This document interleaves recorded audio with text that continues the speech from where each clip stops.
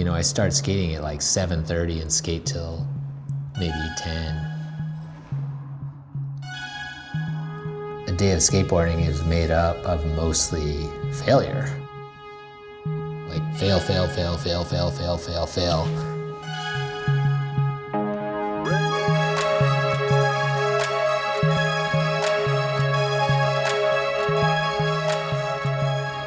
I think that like a sort of comfort with that can really serve an artist or like that sort of creative life.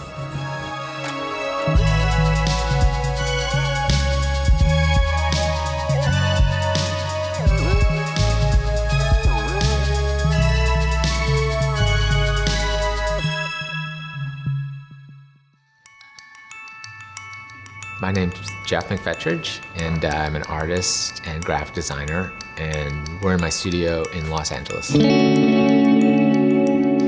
grew up in Calgary, Alberta, Canada, and when I wanted to play, I would draw. So I always drew.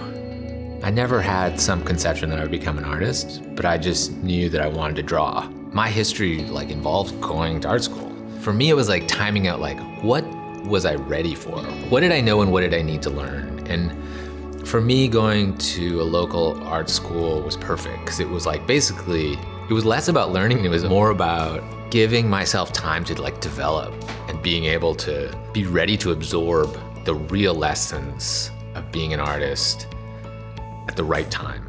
So once I graduated, this guy, Mark Luman, came by and he was doing Grand Royal magazine, which at the time was with the BC Boys were living in Los Angeles, and they had a record label called Grand Royal, and they were making this magazine, which I had seen the first issue of and the second issue, and they were like, it was like the greatest magazine ever. Like it was this amazing sort of amalgamation of all the stuff they were into, and they didn't have an art director. So Mark Luman came, I'd never met him. I'd done some work with people sort of in his circle, and then he hired me as the art director.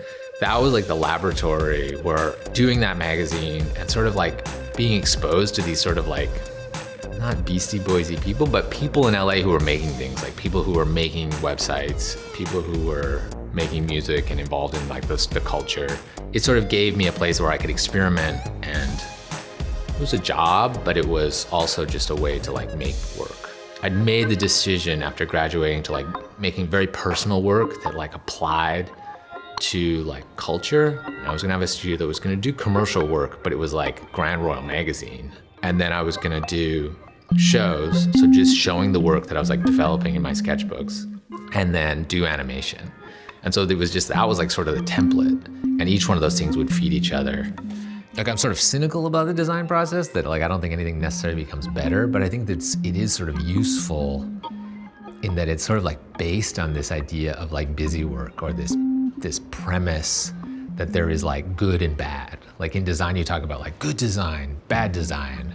I mean, it's something I don't really believe in, but I think that type of thinking is like interesting to manipulate for some other goal. You know, like you'll see the Apple logo was just this little doodle, the Nike swoosh was just this little doodle, and it's like, that's not ironic. That is like how things happen. That's how things get made. They start as this little tiny thought, and it sort of takes, you know, the second part of that story of the little doodle, the little napkin drawing, the little like notation is someone had to make the decision of like, let's pursue that. There's something to that that has the ability to become something greater.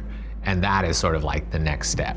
But the first step is like, how many of those napkin doodles do you do? So for me, it's like I create hundreds, I create thousands of them. From this point, it becomes more about refinement. So then I'm producing these cleaner drawings that are like more about developing forms.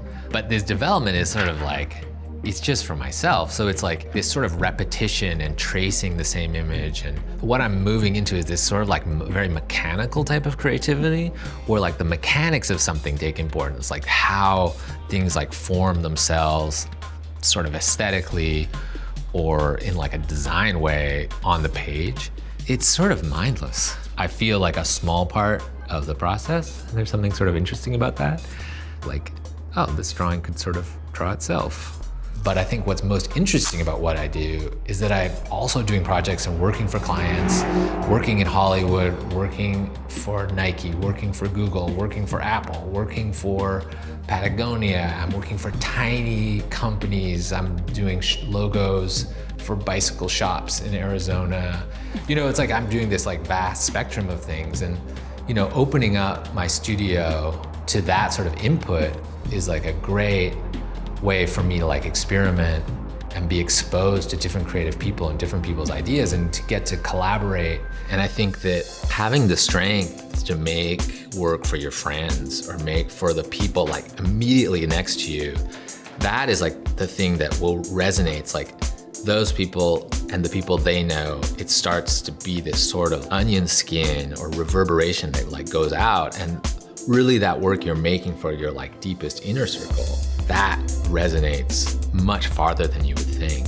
And that's like, maybe that could be your like truest work.